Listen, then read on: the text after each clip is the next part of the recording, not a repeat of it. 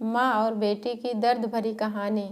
एक समय की बात है, एक रीना नाम की लड़की अपने माता पिता के साथ रहती थी। वह अपने माता पिता की इकलौती बेटी थी। उसके माता पिता उससे बहुत प्यार करते थे, इसलिए वह जो भी मांगती थी उसे ला कर देते थे।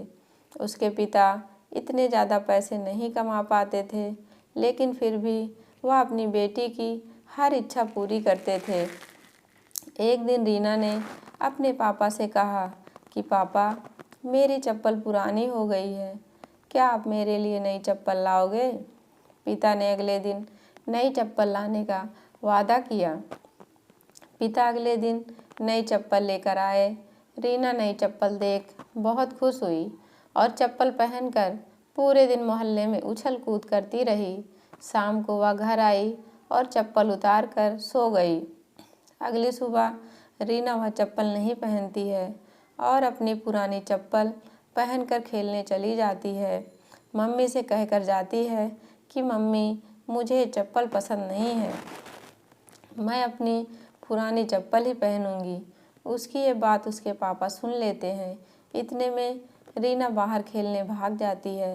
रीना के पिता उसके पीछे गए और उसे अपने पास बुलाकर कहा कि बेटा, अगर तुम्हें नई चप्पल नहीं पहननी थी तो तुमने क्यों मंगवाई और तुमने उसे कल पूरे दिन पहन कर रखा। अब हम इसे वापस दुकानदार को भी नहीं दे सकते हैं। रीना कहती है कि पापा, मैंने यह चप्पल मम्मी के लिए मंगाई थी, क्योंकि उनकी चप्पल टूट सी गई है। वह खर्चे के डर से कभी अपने लिए नई चप्पल नहीं मांगती हैं, इसलिए मैंने वह चप्पल कर पूरे दिन पहन कर रखी ताकि मम्मी उसे वापस करने का ना बोल सकें। अपनी बेटी की ये बात सुनकर पापा बहुत गर्व महसूस करते हैं और दरवाजे पर खड़ी मम्मी भी बेटी की बात सुन रही थी। वह भी मन ही मन बहुत खुश हुई कि इतनी सी बच्ची में इतनी समझ है। दोनों माता पिता एक दूसरे के सामने देखकर मुस्कुराते हैं और अपनी बेटी को प्यार करने लगते हैं।